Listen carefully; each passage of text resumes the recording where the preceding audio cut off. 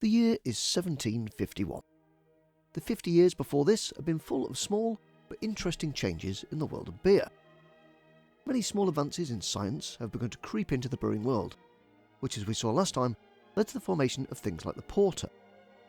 Now, like a swirling mist, many of the elements of the landscape of beer as we know it today were beginning to form. But we're still a few hundred years away from that, so without further ado, let's continue our beery journey.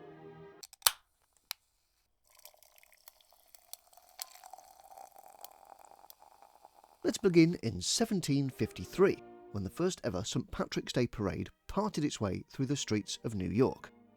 Now, if you're wondering why this particular day became more of a party than any of the other saints' days, like say St. Andrew, St. David or St. George, well, the answer lies in where it falls in the Christian events calendar.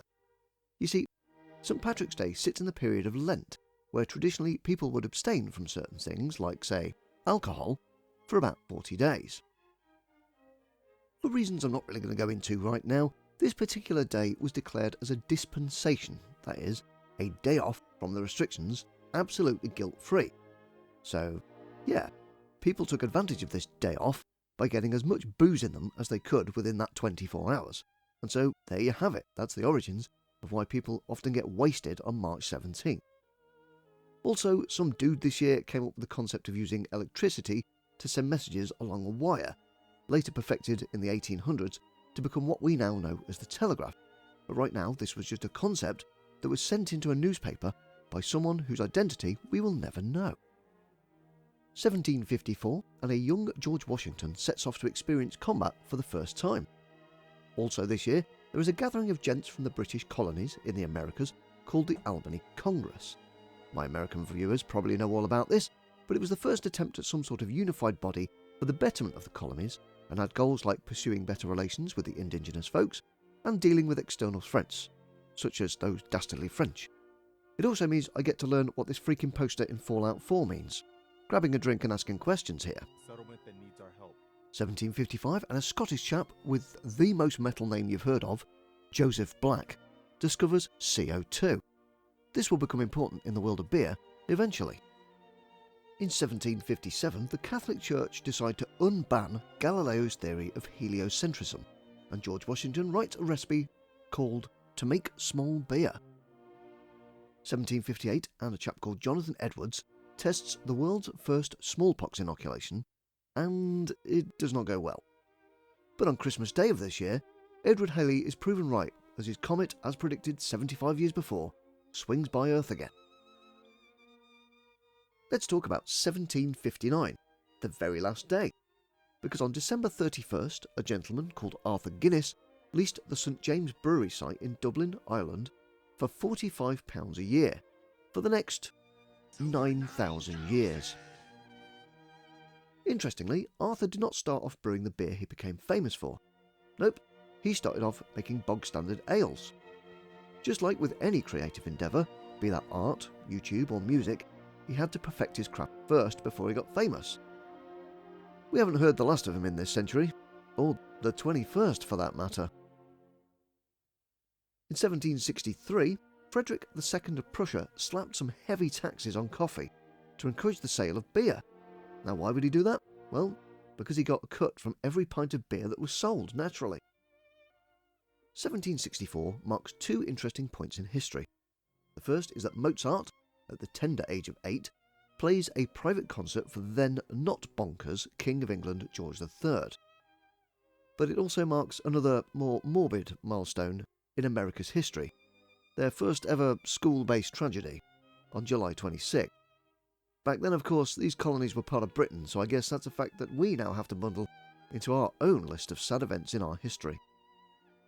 1765 brought with it the Stamp Act and the Quartering Act, passed by the British government, and the British colonists were not very happy with them, to put it mildly, and this planted the seeds for events that were to come.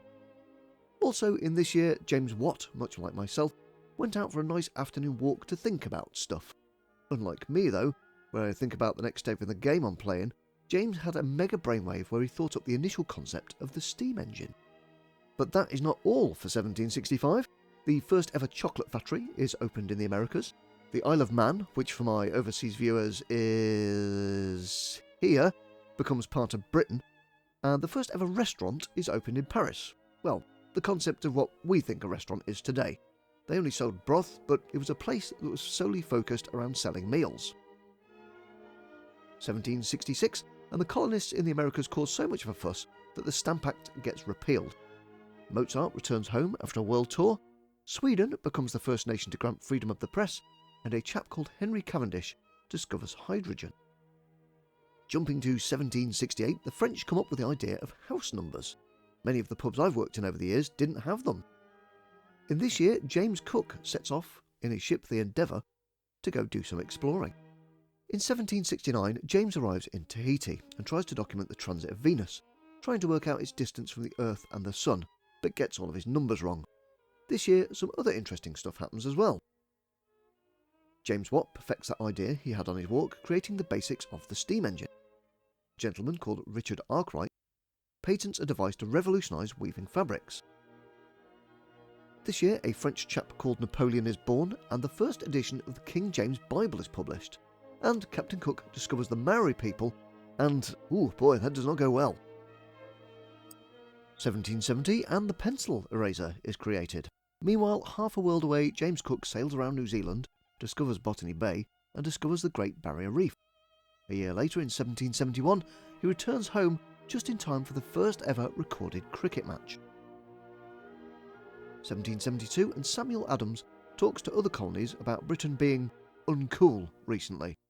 First ever banking crisis happens, James Cook gets itchy feet and sets off again, and the first committee of correspondence meets, and nitrogen gets discovered. 1 year on, and seminal Christian classic banger Amazing Grace is written. In April, the Tea Act is enacted, and in December, a ton of tea is chucked into Boston Harbour by people who didn't like Britain's helicopter parenting. 1774 marks the discovery of oxygen and sulphur dioxide, two gases that will become important to brewers, cider makers and winemakers a bit later on. 1775 is another one of those dates that my US viewers will know all about, as some war or something kicked off, I don't know. 1776 is notable because a small group in the land of Bavaria, home to many a great beer, formed a new organisation called the Illuminati. I wonder if they come up with the idea after a few lagers. In September of this year, the first ever horse race, as we know them, took place in Doncaster.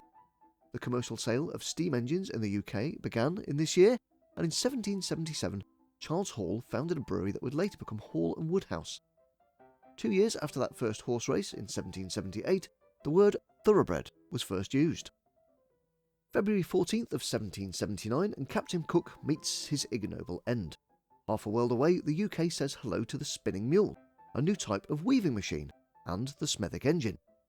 Also, the world's first ever cast iron bridge gets built. Next up, of course, is 1780, where both the Woodford Bourbon Distillery and the Jameson Distillery are founded. The UK's population hits a crazy height of 9 billion people, and, no laughing in the back, Uranus is discovered.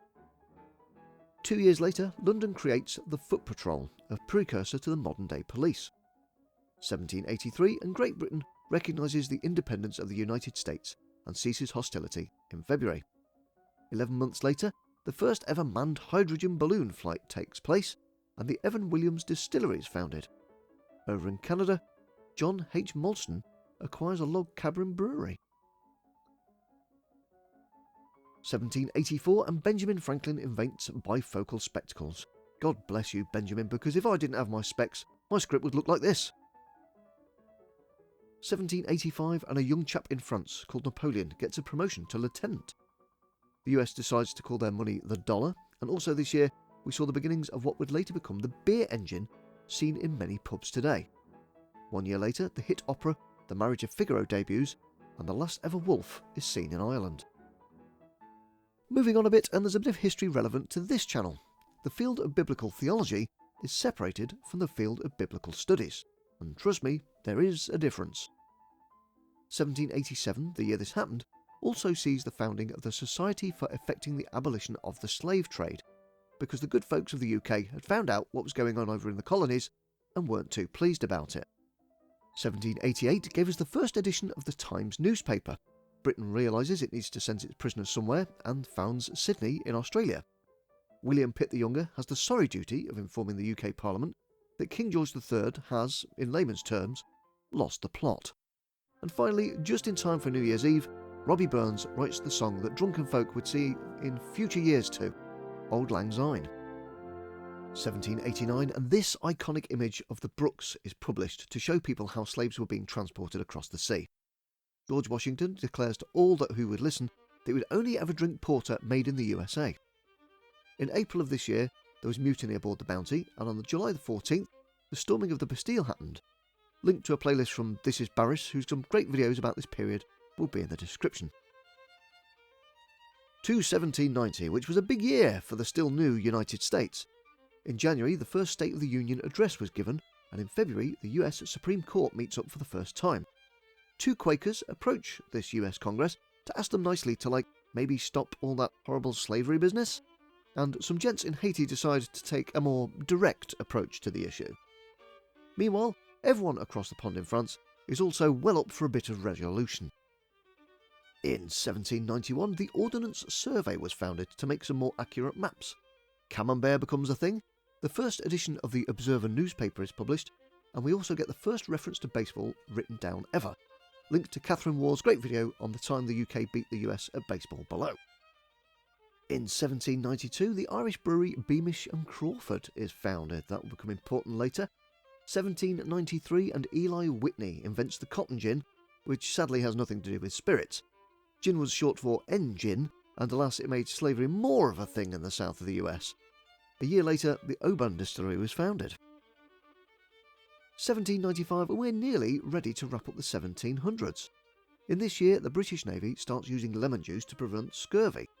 Jim Beam is founded, although it's called Jake Beam, and France officially adopts the metric system. Yep, metric is the French's fault, which probably explains why us Brits and the Americans aren't keen on totally adopting it. 1796 brought us Rizla Papers and Jane Austen's first draft of Pride and Prejudice. Meanwhile, Napoleon was off gaining some notable victories. In 1797, American-led French troops tried to invade Britain, but it didn't go well. 1 year later, the platypus is discovered, and a year after that, France adopts the metre as its official measurement of length. Over the pond, a gent called Conrad finds a big, heavy yellow rock and decides to use it as a doorstep, and it is not until later that it's discovered that this big, heavy rock was actually a lump of pure gold. And this brings us to 1800, where the human population of Earth hits 1 billion. Napoleon becomes the first consul, and after 40 years of its initial conception, the smallpox vaccine is perfected. Now, the next century will bring about a lot more familiar names in the world of beer, as well as even more discoveries that will make things look like they do nowadays. So stay tuned as we prepare to delve into the next part of beer's history. Well, this episode took ages to arrive, didn't it? Hopefully my next video doesn't come out in about a year. Well, if you've been waiting all this time, allow me to say a big thank you for sticking around. Keep an eye on my community page for updates on videos and other bits and bobs. Now, how do I finish these things again? Oh, right, yeah. Grab a drink and keep asking questions.